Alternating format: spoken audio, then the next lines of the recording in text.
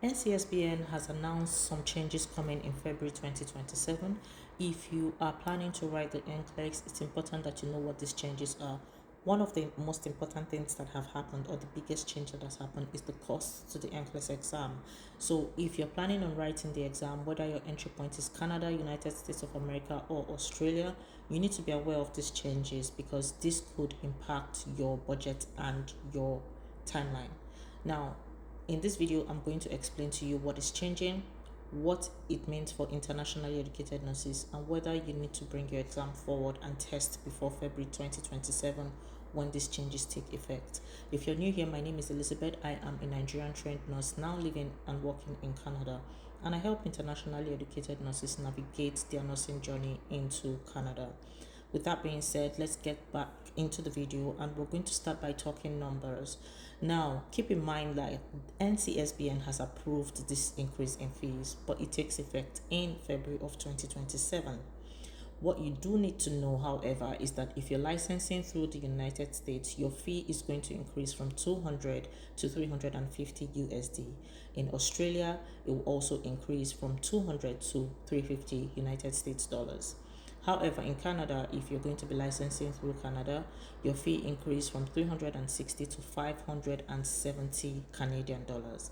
Now, this is a substantial increase. It's almost like 100% increase, right? And the first thing that comes to your mind is the exam changing? Is it going to get harder? A lot of things will be going through your mind.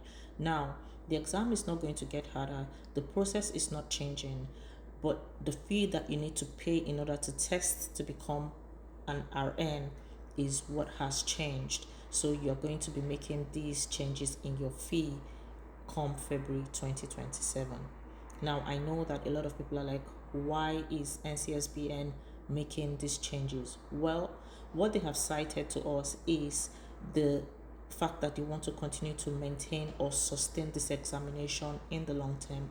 They've also cited inflation and rising costs of getting this whole exam in place, and a few more reasons that they've given.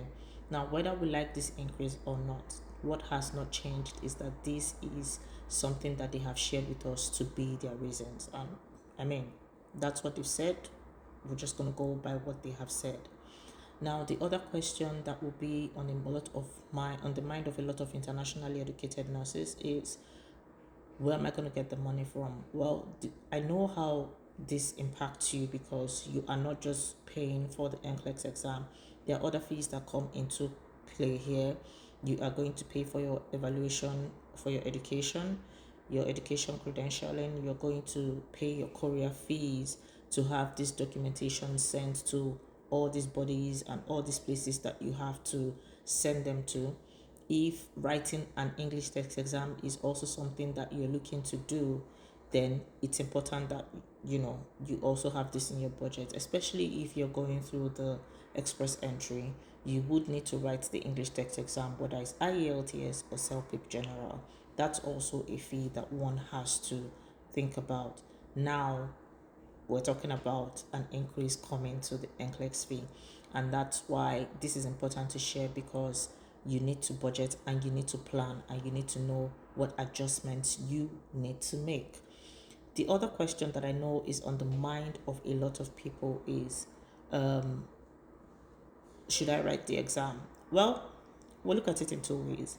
If you're still a student, you really have no business doing this because you haven't even finished school, you haven't been cleared to write the NCLEX exam. So this is not really your kettle of fish. But it will just be good for you to know that the prices are going to change from February 2027. However, as an internationally educated nurse that is planning to settle in any of the countries that I've mentioned where NCLEX is accepted, that is Canada, United States, or America, one of the things that you want to keep in mind is you have to write the NCLEX exam whether you like it or not. Now, in order to do that, I am not saying that you need to go and write the exam if you're not prepared. I would never recommend that. But I am just saying that it's important for you to keep at the back of your mind that if you fall into the category of people who have just been postponing the exam, you feel like you're never ready, you keep pushing it forward and all of that, then this might be the motivation that you need. If you have been preparing and you've been scoring high, and you go back to read your rationales, but maybe it's just the fear that is not letting you go ahead to fix a date, again, this might be your motivation to do that. Now, like I said, you need to be sure that you are prepared. You don't want to go to the exam hall not prepared for your examination. What is going to happen eventually if you do that is you are going to end up most likely not getting the report that you want. And it's all about writing the exam and as much as possible passing on the first attempt. Especially with the fees increasing, you don't want to go into the exam hall underprepared. I hope that this has helped you. Please subscribe to my channel. I continue to share tips to help you make better informed decisions for your NCLEX, thriving as an IEN in Canada, and a few more things.